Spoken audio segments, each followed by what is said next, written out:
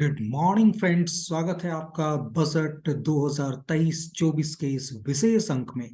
और इस भाग में हम आज डिस्कस करने वाले हैं भारत की वर्तमान स्थिति क्या है। आखिर बजट हमारा जो 2023-24 आएगा उससे पहले देश के हालात कैसे हैं, क्या कुछ नया हो रहा है, क्या कुछ और हम लोग सोच सकते हैं इस पूर्व संध्या पर बजट की। तो यहाँ पर याद रखिएगा, मैं आज आपको बतलाने जा रहा हूँ कि भारत जब बजट अपना 2023-24 के लिए प्रस्तुत करने जा रहा है, उससे अगर बात करेंगे 48 घंटे पहले, आज रिजर्व बैंक ऑफ इंडिया की तरफ से जो पूरा का पूरा डाटा आ रहा है, उसमें भारत का विदेशी मुद्रा भंडार करीब करीब 573 बिलियन डॉलर यानी कि अरब डॉलर हो चुका है। लास्ट वीक में 1.7 अरब डॉलर की वृद्धि हुई है। निश्चित तौर पर बहुत दिनों के बाद ये एक अच्छी खबर मिली है, जिसमें भारतीय विदेशी मुद्रा भंडार बढ़ता हुआ दिख रहा है। तो निश्चित तौर पर आज के टाइम में ये बहुत अच्छी खबर है कि जब भारत का विदेशी मुद्रा भंडार बढ़ रहा है, वहीं विश्व के विभिन्न देशों में आज विदेशी मुद्रा का कह सकते हैं अकाल या संकट आया हुआ है। इससे पहले लास्ट वीक में अगर बात करेंगे तो करीब करीब 10 अरब डॉलर की वृद्धि हुई थी। यह भी एक बहुत अच्छी न्यूज थी हमारे लिए लास्ट वीक में। इस वीक में भी 1.7 बिलियन डॉलर की वृद्धि हुई है। अब यहाँ पर याद रखिएगा, 2021 के अक्टूबर महीने में भारत के पास रिकॉर्ड अभी तक में मतलब सबसे हाईएस्ट 645 अरब डॉलर हुआ करते थे। लेकिन 2021 के अक्टूबर के बाद बदलती हुई स्थितियों में लगातार हमारे डॉलर रिजर्व कम होने लगे। कारण सीधा सा था कि अमेरिका ने अपने यहाँ ब्याज दरों में वृद्धि की। नतीजा ब्याज दरों की वृद्धि का परिणाम ये निकला कि भारतीय कैपिटल मार्केट से जो अमेरिकन इन्वेस्टमेंट था वो निकल कर अमेरिका की ओर जाने लगा। कह सकते हैं कि भारत में हॉट मनी की प्रॉब्लम क्रिएट हो गई। हॉट मनी की स्थिति तब आती है जब किसी बाजार से रुपया निकलकर दूसरे बाजार में जाने लगता है ज्यादा लाभ के लिए। तो यहाँ पर वही स्थिति देखी गई, क्योंकि अमेरिकन बाजार में इंटरेस्ट रेट फेडरल रिजर्व ने ज्यादा कर दिए। नतीजा भारतीय बाजारों से पैसा निकल कर जाने लगा अमेरिकी बाजार की ओर। यहाँ पर याद रखिएगा, ये तमाम कवायद इसलिए हुई थी क्योंकि भारत ही नहीं पूरे विश्व में महंगाई बढ़ रही है। अब महंगाई बढ़ने का कारण आपको पता है, यूक्रेन और रूस का युद्ध, जिसमें एक बड़ा हिस्सा आज कह सकते हैं कि एक समस्या का सामना कर रहा है, खासकर गेहूं जैसे खाद्यान्न के मामले में। क्योंकि रूस हो गया या यूक्रेन, ये सबसे बड़े निर्यातकों में से एक हुआ करते थे गेहूं के। तो गेहूं ही नहीं बल्कि कच्चे तेल के ऊपर भी असर पड़ा है, क्योंकि रूस से अब तेल लेना थोड़ा मुश्किल हो गया है बहुत सारे देशों के लिए। तो महंगाई लगातार बढ़ रही है। अब उससे बचने के लिए या उसे नियंत्रित करने के लिए फेडरल रिजर्व ने अमेरिका में अपनी ब्याज दरों में वृद्धि की। नतीजा भारतीय कैपिटल मार्केट से पैसा मूव करता है अमेरिकन मार्केट की ओर। रिजल्ट ये था कि जो अमेरिकन डॉलर भारत में आते हैं, तो हमारे कैपिटल मार्केट में तो डॉलर की इन्वेस्टमेंट होती नहीं है, उसके बदले में तो रुपया लगता है। तो ये डॉलर रह जाता है आरबीआई के पास, और उसके अगेंस्ट में रुपया हमारे कैपिटल मार्केट में इन्वेस्ट होता है। लेकिन जब डॉलर निकल कर जा रहा है, मतलब लोग अब हमारे रुपए को लौटा रहे हैं। सारा अगर कहें आसान शब्दों में कहें तो निश्चित तौर पर रुपए की मांग कम हो रही है, और जब रुपए की मांग कम हुई तो निश्चित तौर पर रुपया नीचे गिरा। तो इस प्रकार से हम लोगों को अपने रुपए को बचाने के लिए डॉलर खर्च करने पड़े, और डॉलर खर्च करने पड़े तो 645 बिलियन डॉलर से घटता हुआ फॉरेन रिजर्व अभी हमारे पास 573 बिलियन डॉलर का है। हालांकि यह अभी भी एक अच्छी स्थिति है। वहीं पर याद रखिएगा, दूसरे साइड अगर देखेंगे पाकिस्तान का, तो हाय तौबा मची हुई है।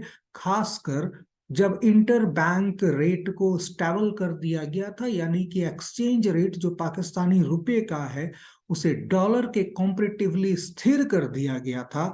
और जब ये स्थिरता तोड़ी गई है तो निश्चित तौर पर पूरे के पूरे पाकिस्तान में एक प्रकार से कह लीजिए कोहराम छाया हुआ है।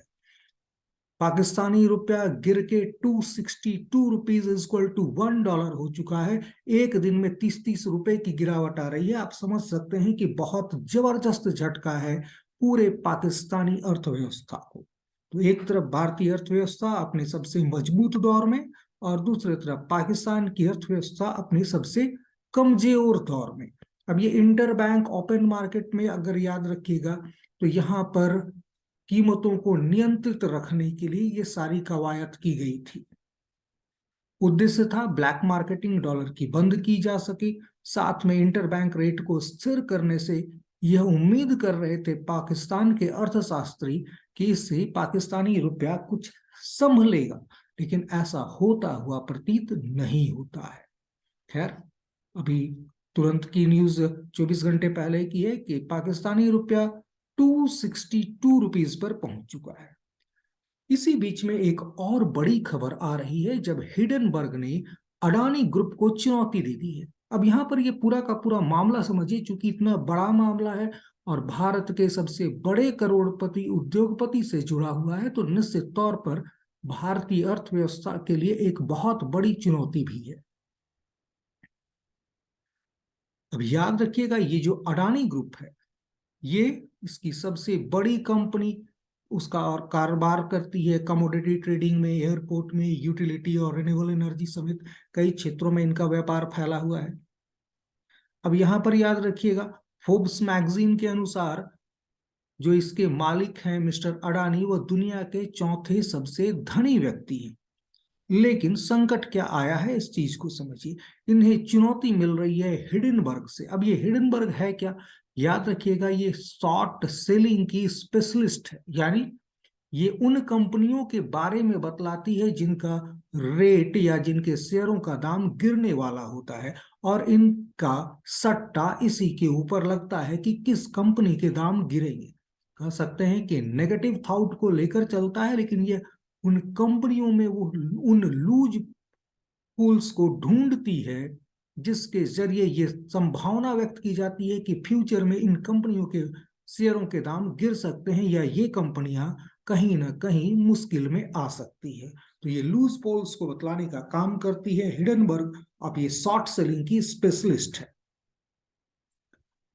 हिडनबर्ग अपनी रिपोर्ट में कह रहा है कि कहीं ना कहीं कारपोरेट दुनिया में सबसे बड़ी धोखाधड़ी कर रहे हैं अडानी। आरोप यह है कि अडानी ग्रुप अपनी बहुत सारी संपत्ति को छिपा रहा है, जैसे वह कैरेबियन ग्रुप्स में या मॉरिशस में अपनी पैसे को रखे हुए है और उसकी जानकारी नहीं दे रहा है। टैक्स हेवन आप समझ ही रहे हैं, जहां पर कोई टैक्स नहीं लगता है। इसमें मॉरिशस है और डिफरेंट अलग अलग कैरेबियन द्वीप समूह है। इस रिपोर्ट में यह दावा किया गया है कि अडानी की कंपनियों के पास बहुत बड़ी मात्रा में कर्ज है, जो कहीं ना कहीं उनकी वित्तीय स्थिति को बहुत ज्यादा जोखिम वाली बना डालता है। वहीं पर अगर बात करेंगे तो हिडनबर्ग के विरुद्ध अब अडानी ग्रुप कह रहा है कि निश्चित तौर पर दंडात्मक कार्रवाई करेंगे हम इनके ऊपर, क्योंकि इन्होंने अडानी ग्रुप के आने वाले पब्लिक ऑफर से पहले माहौल को खराब करने का काम किया है।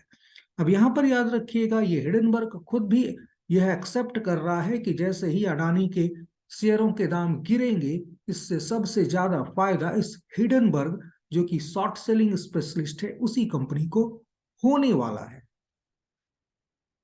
यहां पर याद रखिएगा, इस ग्रुप की फ्लैगशिप फर्म अडानी इंटरप्राइजेस के शेयरों की बिक्री शुक्रवार से शुरू होनी है। अब ये शुक्रवार से ये बिक्री आरंभ हो चुकी है। अब आप याद रखिएगा, इसमें अब एक बड़ा हिस्सा LIC का भी है। तो LIC भी इसमें एक बड़े इन्वेस्टर के रूप में है और करीब करीब $2.4 अरब के पब्लिक शेयर्स बिक्री के लिए मार्केट में उपलब्ध है। तो निश्चित तौर पर हिडनबर्ग ने मौके पर चोट की है और इसका असर संभवतः अडानी ग्रुप के इस पूरे के पूरे IPO के ऊपर भी आने वाला है। अब यहां पर याद रखिएगा, एक तीसरी स्थिति में बात कर रहा हूं भारतीय अर्थव्यवस्था में जो देखने को मिली है, बहुत महत्वपूर्ण है। इन दोनों घटनाओं से ज्यादा महत्वपूर्ण है कि दिसंबर 2022 में करीब करीब 782 करोड़ यूपीआई ट्रांजैक्शन किए गए हैं। बहुत महत्वपूर्ण। भारत निश्चित तौर पर स्वच्छ, साफ और सुथरे छवि के लिए अब जाना जाएगा, या कह लीजिए भारतीय व्यापारी अपने पूरे के पूरे जो भी व्यापार है उसे क्लीन करने पर ज्यादा फोकस कर रहे हैं, या कह लीजिए वो क्लीन करने में अब पीछे नहीं है।